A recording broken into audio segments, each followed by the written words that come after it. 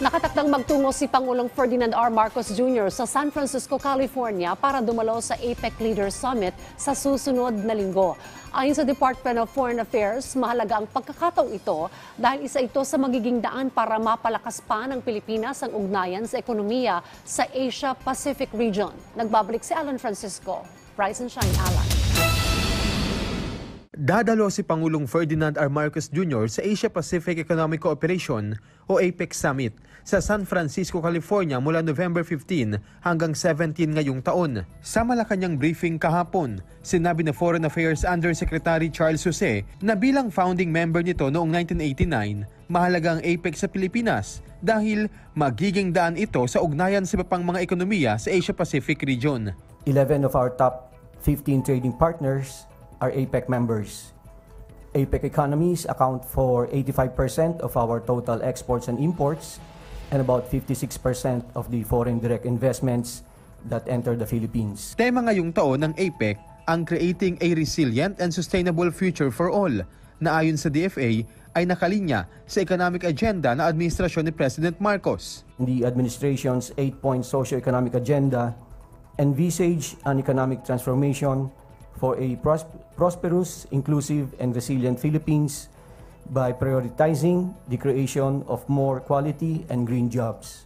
Key to this economic transformation is ensuring a sustainable future for every Filipino to have a matatag, maginhawa at panatag na buhay. Ito na ang pangalawang pagkakataon na dadalo si President Marcos sa APEC at ngayong taon, inaasahang isusulong ng Pangulo ang makatwiran, sustainable at abot-kayang energy transition. Bibigyang diin aniya ng Pangulo ang pamumuhunan sa clean energy para mapreserba at maprotektahan ang kapaligiran habang tinitiyak na ang bansa ay energy secure at sufficient. Dahil naman sa karanasan sa COVID-19 pandemic, inaasahan ding isusulong ng Pangulo ang mas malalim na pagtutulungan sa usapin ng kalusugan at pagsasamoderno ng health systems. And to ensure that our health professionals are recognized and provided with welfare they deserve. Tatalakayin din ng punong ehekutibo sa pulong ang digitalization at innovation sa tulong ng digital transformation. Gaya ng nakaraang taon, itutulak din niya ang digital participation ng mga MSME sa bansa. Hindi rin mawawala ang pagsusulong ng Pangulo sa food security at ang benepisyo para sa mga maliliit na magsasaka, gayon din ang climate action. Sabi pa ng DFA, maaari ring magkaroon ng bilateral meeting sa iba't ibang world leaders ang Pangulo habang nasa APEC. Depende na lamang sa schedule at logistical considerations. Pangungunahan din ni President Marcos ang Philippine Economic Briefing at ang pakikipagpulong sa mga nangungunang kumpanya sa Estados Unidos. Bukod dyan, inaasahan din ang pakikipagkita ni President Marcos sa Filipino community sa San Francisco, Los Angeles at Honolulu sa Hawaii. Sa Honolulu, sabi ni Yusek Jose, inibitahan din si Pangulong Marcos na bisitahin ang Indo-Pacific Command. It adds a layer to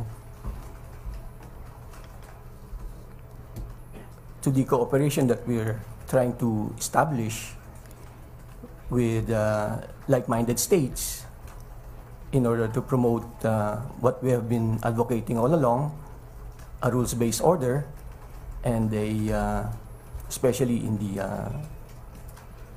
maritime areas. Alan Francisco para sa Morning Show ng Bayan, Rise and Shine, Pilipinas.